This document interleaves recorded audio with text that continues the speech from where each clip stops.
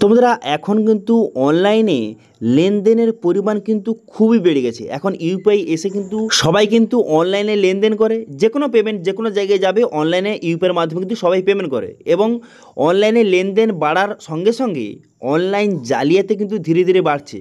ঠিক আছে, সেই জন্য আজকের ভিডিওতে আপনাদের কতগুলি পয়েন্টের কথা বলবো।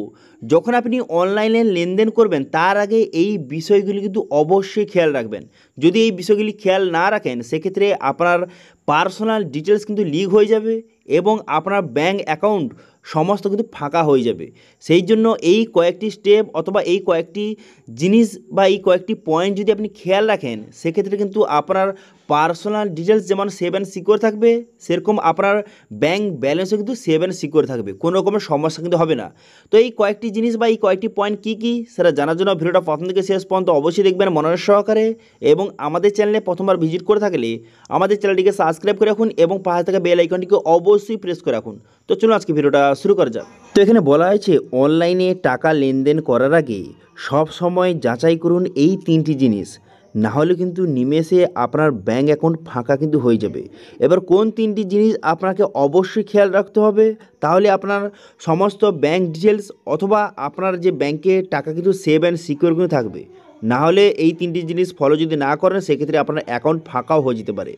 এখানে বলা হয়েছে স্মার্টফোন ইন্টারনেটের দৌলতে আর্থিক লেনদেন কিন্তু এখন হাতের মুঠোয়, কিন্তু ইউপিআই, নেট ব্যাঙ্কিং, মোবাইল ওয়ালেটের ব্যবহার বাড়ার সঙ্গে সঙ্গে দিন দিন বাড়ছে কিন্তু জালিয়াতির ঝুঁকিও কিন্তু দিন দিন বাড়ছে। অনলাইন জালিয়াতির ঝুঁকিও দিন দিন বাড়ছে।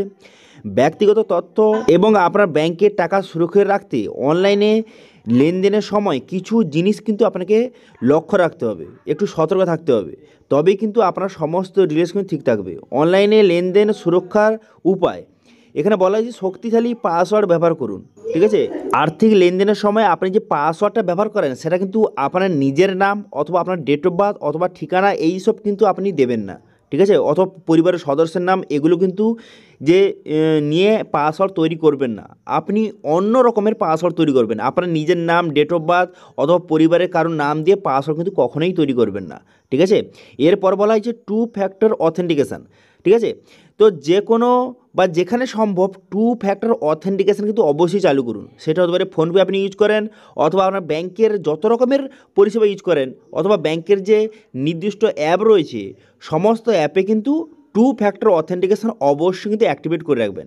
তো সেক্ষেত্রে আপনার যে কোনো রকমের পাসওয়ার্ড ছাড়াও যে আপনার মোবাইলে এসএমএস কিন্তু আসবে, ওটিপি আসবে, ওটিপির দ্বারাই আপনার সমস্ত কাজ হবে।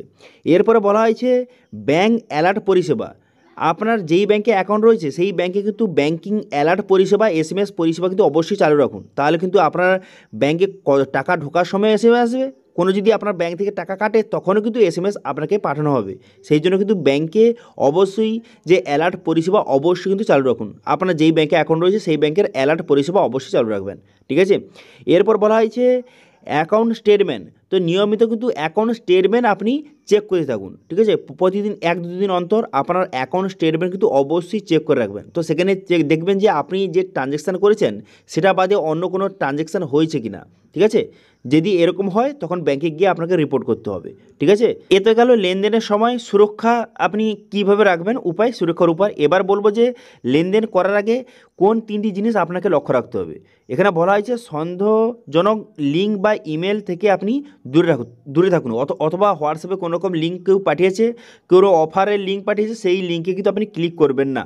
ঠিক আছে, এরপরে বলা হয়েছে যদি আপনি কোনো জায়গায় ব্যাংকিং পরিষেবা আপনি ইউজ করেন সেখানে অবশ্যই চেক করে নেবেন সেই যে ইউআরএলটা দেওয়া রয়েছে, উপরে যে ইউআরএলটা দেওয়া থাকে সেই ইউআরএলে HTTPS লেখা রয়েছে কিনা।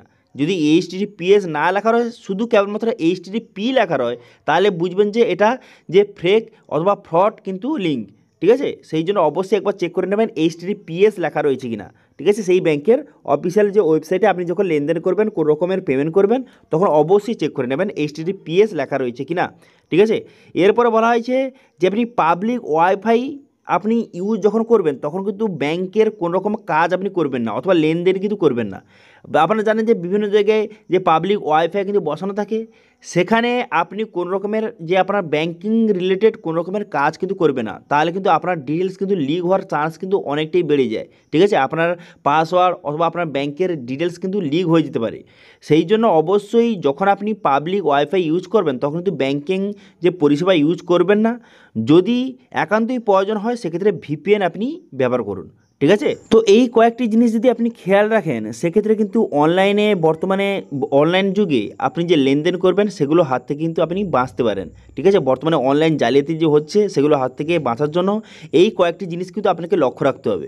কারণ এখন অনলাইন ফ্রড কিন্তু অনেকটাই ধীরে ধীরে কিন্তু বেড়ে যাচ্ছে। সেই জন্য এই লেনদেনের সময় এই কয়েকটি জিনিস কিন্তু আপনি অবশ্যই খেয়াল রাখবেন।